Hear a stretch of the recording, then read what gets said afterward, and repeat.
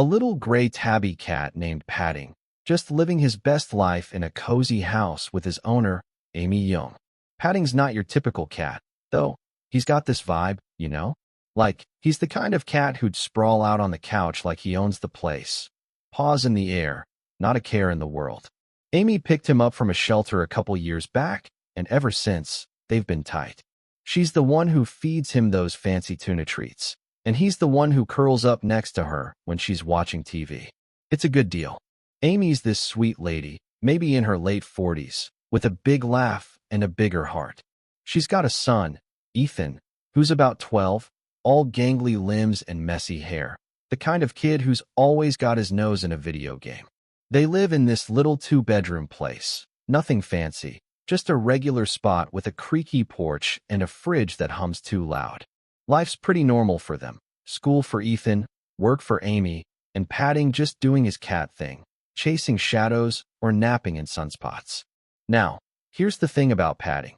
He's not one of those stuck-up cats who ignore you unless there's food involved. Nah, he's got this quiet way of paying attention. Amy swears he knows when she's had a rough day. Like, she'll come home all tired from her job at the grocery store, and there's Padding, rubbing against her legs like he's saying, "Hey, you're cool, I got you." Ethan thinks it's hilarious, always joking that Padding's secretly a therapist in a cat suit. Maybe he's not wrong. But what nobody knows yet, not Amy, not Ethan, is that Padding's got more going on than just being a chill pet.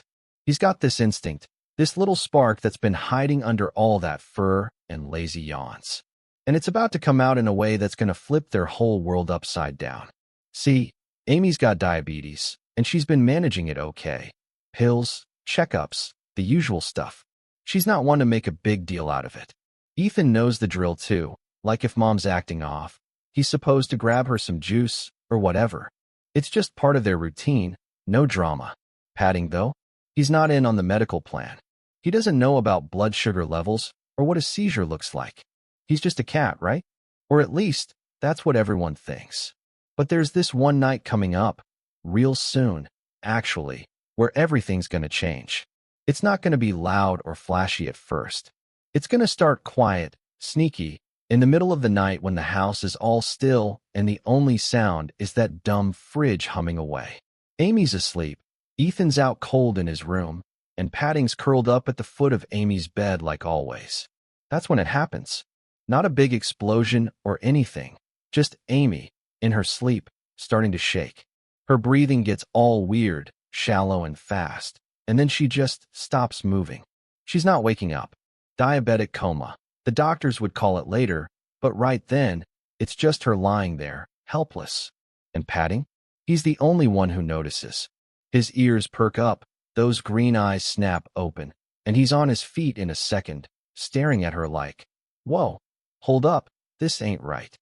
See, most cats might just sit there, maybe meow a little, then go back to sleep. Not Padding. This little dude's about to step up in a way nobody saw coming. Not Amy, not Ethan, not even the neighbors who think he's just some lazy furball. He's got a job to do, and he's not messing around. But we're getting ahead of ourselves. For now, it's just him and Amy in that quiet room, the clock ticking past midnight, and something big about to kick off. All right, so it's deep into the night now, probably like 2 a.m., and the house is dead quiet except for that fridge doing its low-hum thing. Amy's in her bed, out cold. Not just sleeping, but really out, stuck in this diabetic coma she didn't see coming. Her breathing's all faint and shaky, and she's not moving a muscle. It's spooky if you think about it, but nobody's awake to freak out. Ethan's down the hall, snoring away in his room, probably dreaming about beating some boss level on his game. And Padding? He's right there with Amy, wide awake, staring at her like he's trying to figure out what's wrong. Now, Padding's just a cat, right? He doesn't have a phone, doesn't know 911, can't exactly yell for help. But something clicks in that little cat brain of his. He hops up closer to Amy's face, sniffing at her, his whiskers twitching. She's not responding, not to his nudges, not to the way he paws at her cheek. That's when he decides it's go time. He doesn't mess around with gentle stuff anymore. Nope, he goes full-on attack mode, but not mean, you know? It's like he's saying, "Hey, wake up, we got a problem here. So Padding starts biting at her hands, not hard enough to draw blood, just enough to get a reaction. He's nipping at her fingers, then kicking at her arm with those back paws, all frantic-like. It's this wild little dance, him bouncing around on the bed, trying everything to snap her out of it. And it works, sort of. Amy's eyes flutter open just a crack, and she lets out this tiny groan. She's not all the way back, not even close, but she's conscious enough to know something's off. Her head's foggy, her body feels like it's made of bricks, and she can barely move. She tries to call out for Ethan, tries to say his name, but it comes out all weak and raspy, like a whisper that doesn't even make it past the pillow. Ethan, she croaks, but it's nothing. The kid's out like a light, and her voice isn't carrying. She's stuck, too weak to do much more than lie there, her heart pounding slow and heavy. Padding's still at it, though, pawing at her, biting her sleeve, like he's not gonna let her slip away again. He's got this look in his eyes, pure determination, like he's thinking, "Come on, lady, stay with me." It's intense for a cat who usually spends his days chasing dust bunnies or napping on the windowsill. Amy's brain is a mess, all fuzzy and slow, but she knows she's in trouble. She's been through diabetic stuff before, low blood sugar, shaky hands, that kind of thing, but this is next level bad. She can feel herself fading again, that heavy pull dragging her back down. She's scared, but she can't do anything about it. She's counting on Ethan to hear her, to wake up somehow, but the kid's a heavy sleeper. Always has been.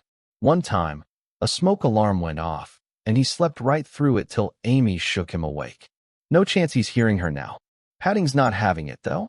He stops for a second, tilts his head like he's figuring out the next move.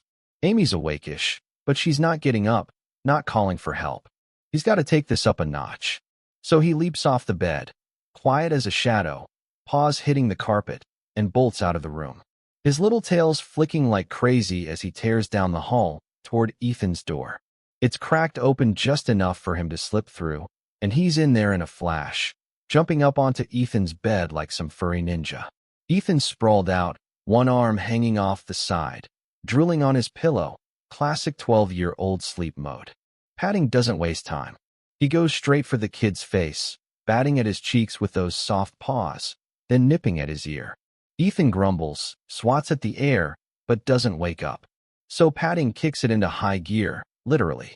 He starts kicking Ethan's shoulder with those back legs, thumping him like a tiny drummer, and then he bites down on his hand, not too hard, just enough to say, "Yo, get up, now." It's chaos, man. Ethan's starting to stir, mumbling something like, "Padding, quit it," but the cat's not stopping. He's on a mission, and he's not letting this kid sleep through it. Something big's about to break loose, and it's all riding on this little gray cat, who's suddenly the hero nobody expected. Don't forget to subscribe and like this video. This is very important to understand whether you like this video. Thank you. So there's Ethan, dead to the world in his messy room, sheets all twisted up, probably dreaming about some epic Minecraft build or whatever. And then there's Padding, this little gray tornado, going full-on attack mode on the kid's bed. He's biting Ethan's hand, kicking at his shoulder, even swatting at his nose like, "Dude, wake up already." Ethan's half in dreamland, groaning and flopping an arm out to shove the cat away, but Padding's not here for games. He dodges the swat, jumps right back in, and chomps down on Ethan's ear. Light, but enough to make the kid yelp. "Ow, what the heck, Padding?" Ethan bolts upright, rubbing his ear, blinking in the dark like he's got no clue what's happening. His hair's sticking up all crazy, and he's squinting at this cat who's now staring him down with those big green eyes, tail flicking like a metronome. "What's your deal, man?"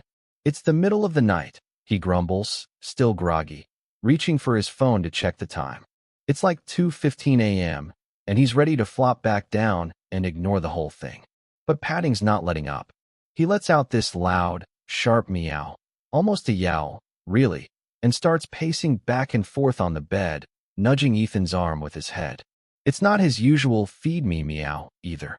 This one's got some urgency, like he's trying to say something big. Ethan's still half asleep, muttering, Chill out, you weirdo. But then he hears it, a faint sound from down the hall. It's weak, barely there, but it's his mom's voice. Ethan, she's whispering, all shaky and quiet, and it hits him like a brick. Mom. He's awake now, like awake. He throws the covers off, stumbles out of bed, and nearly trips over a pile of dirty socks on the floor. Padding's already ahead of him, darting out the door and back toward Amy's room, looking over his shoulder like, come on, kid, move it. Ethan's heart's pounding now, because something's wrong. He can feel it. His mom's never sounded like that before, all weak and scared. He's used to her being the tough one, the one who's always got it together, and this ain't normal. He follows Padding down the hall, bare feet slapping the cold floor, and bursts into Amy's room. She's lying there, pale as a ghost, her eyes half open but glassy, like she's barely hanging on. Mom, what's wrong? Ethan's voice cracks, and he's at her side in a second, shaking her shoulder. She mumbles something he can't make out, her hand twitching like she's trying to reach for him, but can't. Padding's up on the bed again, pawing at her, meowing like crazy, and Ethan's brain finally catches up. Diabetes. It's gotta be that. He's seen her shaky before, but never like this, never this bad. Hold on, Mom, I got you, he says, even though he's freaking out inside. He's 12, not a doctor, but he knows enough to check her nightstand. There's her little kit, the one with the glucose meter and those emergency sugar gel packs. His hands are shaking as he fumbles with it, trying to remember what she taught him. Low blood sugar, right? You need sugar, he mutters, mostly to himself. He finds a gel pack, rips it open, and squeezes some into her mouth, praying it works fast. She's so out of it, though, and he's not sure it's enough. Padding's still there, pacing the bed, watching like he's some tiny guard cat. Ethan's mind's racing. He knows this is bigger than a gel pack. I gotta call someone, he says, scrambling for his phone. It's back in his room, crap. He sprints back, grabs it off his desk, and dials 911, his fingers slipping on the screen. Come on, he whispers as it rings. Padding's right behind him, jumping up onto the desk, still meowing like he's cheering him on. 911, what's your emergency? The voice is calm, way calmer than Ethan feels. My mom, she's got diabetes, and she's not waking up right. She's all weak and stuff. I gave her sugar, but it's not working. He's talking fast, tripping over his words, but the lady on the line gets it. Okay, honey, what's your address? Ethan rattles it off, his voice shaking, and she says, help's on the way. Stay with her, keep talking to her, okay? He nods, even though she can't see it, and runs back to Amy's side. Mom, they're coming. Just hang on, he says, grabbing her hand. She squeezes back, super faint, but it's something. Padding curls up next to her, purring loud, and Ethan's thinking, man, this cat's a freaking superhero. The clock's ticking, and help's still minutes away, but everything's riding on what happens next. All right, so Ethan's sitting there by his mom's bed, holding her hand, trying to keep it together while the clock feels like it's moving in slow motion. Amy's still out of it, her breathing all shallow, her face way too pale. That little squeeze she gave his hand, it's all he's got to hold on to, and it's not much. Padding's parked right next to her, purring like a motor, his eyes flicking between Amy and Ethan like he's keeping watch. Ethan's muttering stuff like, you're gonna be okay, Mom. They're almost here, even though he's not totally sure he believes it. He's scared out of his mind, but he's trying to be the tough guy she always says he is. Outside, the night's still quiet. No sirens yet, just crickets and that dumb fridge humming down the hall. Ethan's phone's clutched in his other hand, the 911 lady's voice still in his head. Stay with her, keep talking. So he does. Remember that time we made those awful cookies, Mom? You said they tasted like hockey pucks, but you ate him anyway. He's rambling, half laughing, half choking up, just trying to fill the silence. Amy doesn't answer, but her eyelids flutter a little, and that's enough to keep him going. Then, finally, he hears it. Sirens. Far off at first, but getting louder fast. Padding's ears perk up, and he hops off the bed, trotting to the window like he's checking it out. Ethan lets out this shaky breath. They're here, Mom, hang on. He jumps up, runs to the front door, and flings it open just as red and blue lights start flashing across the porch. The ambulance screeches up, tires crunching on the gravel, and two paramedics hop out, all business with their bags and gear. Over here, Ethan yells, waving like crazy.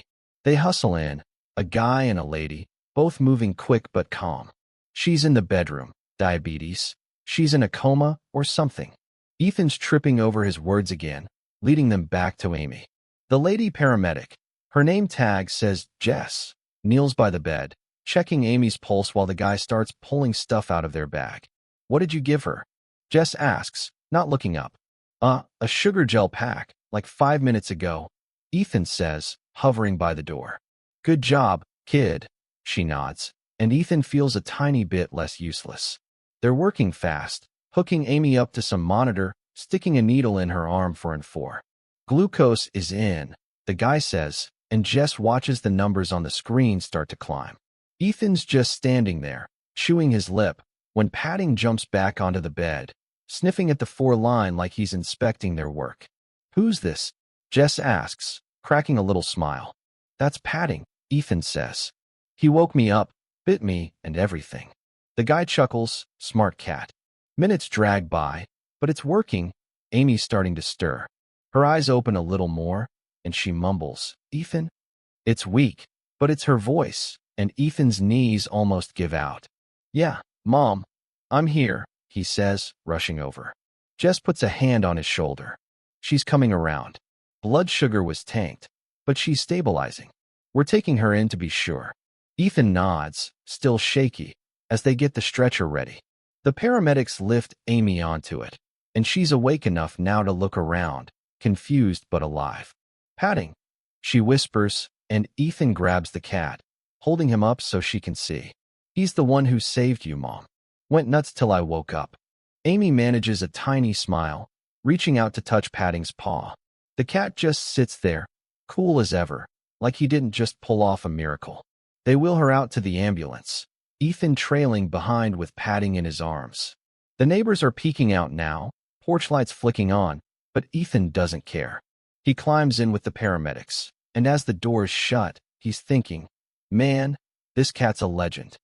The siren kicks on, and they're off to the hospital, Amy's hand in his, Padding purring like he knows he's the real MVP. But the story's not over yet. Everyone's about to find out just how big a deal this little cat really is. The ambulance rolls up to the hospital, lights flashing, and Ethan's still clutching Padding like he's some kind of furry lifeline. Amy's on the stretcher, awake now, but still woozy, her eyes darting around as the paramedics wheel her through the ER doors. Ethan's right behind, barefoot and in his ratty pajamas, getting weird looks from the nurses, but he doesn't care. His mom's alive, and that's all that matters. Padding's purring away in his arms, totally chill, like he didn't just orchestrate the save of the century. They get Amy into a room real quick. White walls, beeping machines, the whole deal. A doctor comes in, this tall guy with glasses and a clipboard, and starts checking her over. Diabetic coma, he says, nodding at the paramedic's report. Blood sugar was dangerously low. You're lucky your son got help when he did. Amy's propped up on the bed now, and 4 in her arm, and she manages a week. Ethan and Padding. The doctor raises an eyebrow, so Ethan jumps in. Yeah, Doc, the cat. He woke me up, bit me, kicked me, went nuts till I called 911. The doctor glances at Padding, who's sprawled out on the chair next to Amy like he owns the place, and cracks a grin. Well, I'll be damned. That's a first.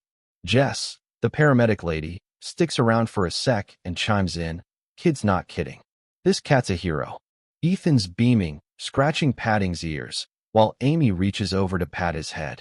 Good boy, she whispers, her voice still shaky but full of love.